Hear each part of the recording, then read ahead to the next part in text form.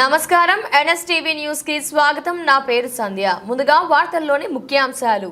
Amaravati చట్టబద్ధతకు gazette విడుదల కావడం రైతులు, మహిళలు సాగించిన దీర్ఘకాలిక పోరాటానికి లభించిన విజయమని మాజీ మంత్రి శ్రీ దేవినేని ఉమామహేశ్వరరావు అన్నారు.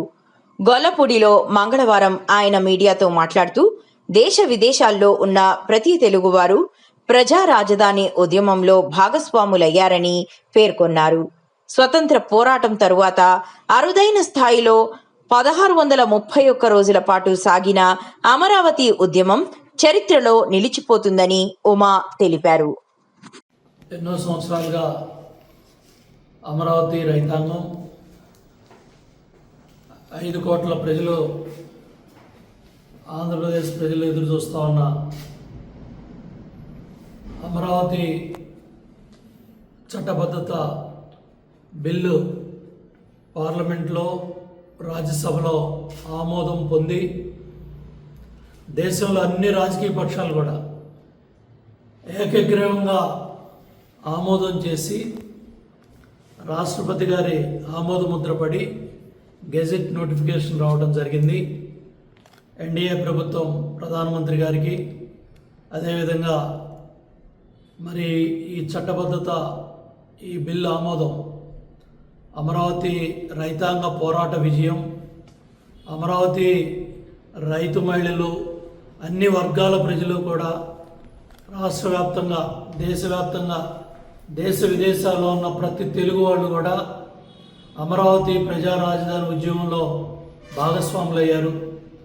న్యాయవాదుల దగ్గర నుంచి ప్రతి ఒక్కళ్ళు కూడా, ఇటు హైకోర్టు కావచ్చు, సుప్రీంకోర్టు కావచ్చు, న్యాయమూర్తులు కావచ్చు, ఎంతోమంది మహానుభావులు అమరావతి ప్రజా రాజధానిని కాపాడటంలో ఎంతోమంది పాత్ర ఉంది.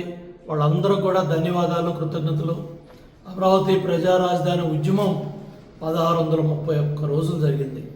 స్వతంత్ర పోరాటం తర్వాత ఇంత పెద్ద ఎత్తున మహిళా సోదరీమణులు, రైతులు, ఎస్సీ, ఎస్టీ, బీసీ, మైనార్టీ అన్ని వర్గాల ప్రజలు కూడా ఒకే ఒక ముక్త కంఠంతో అమరావతి మన రాజధాని, అమరావతి మన ప్రజా రాజధాని అని అందరూ కూడా పోరాటంలో భాగస్వాములయ్యారు. గత 5 ఏళ్ళు వైసీపీ విధ్వంసకర పరిపాలనలో, ప్రజావేదిక విధ్వంసంతో 5 ఏళ్ళు అమరావతి పనులన్నీ కూడా ఆపేసి ఎంతో దుర్మార్గంగా కేసులు పెట్టి, ఎస్సీ, ఎస్టీ కేసులు పెట్టి అమరావతి రైతాంగం మీద, మహిళల మీద దాడులు చేస్తూ వాళ్ళ పొత్తిళ్లలో కూడా బూటకాలతో తన్నిచ్చి మరి జైళ్లలో పెట్టి ఎంతో అరాచకాలకు పాల్పడ్డ వైసీపీ ప్రభుత్వం, ఆనాటి పెద్దలు, ఆనాడు ముఖ్యమంత్రిగా జగన్మోహన్ రెడ్డి నాయకత్వంలో ఈ దుర్మార్గాలన్నీ కూడా జరిగాయి.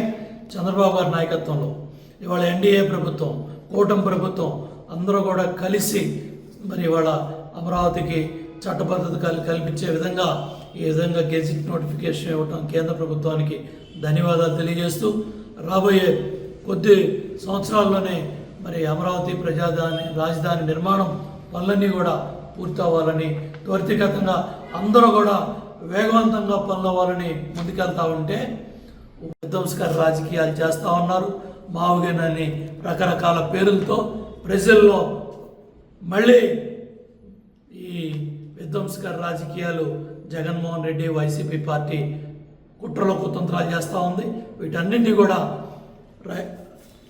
రాష్ట్ర ప్రజలు తిప్పికొడతారు, బుద్ధి చెప్తారు. ఈ దుర్మార్గాలన్నీ కూడా ఖండిస్తూ ఉన్నాం.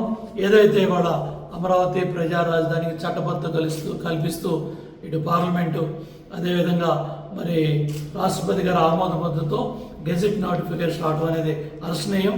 అందరూ కూడా దీన్ని అభినందిస్తూ ఉన్నారు. మరి కేంద్ర ప్రభుత్వానికి ధన్యవాదాలు తెలియజేస్తున్నాం.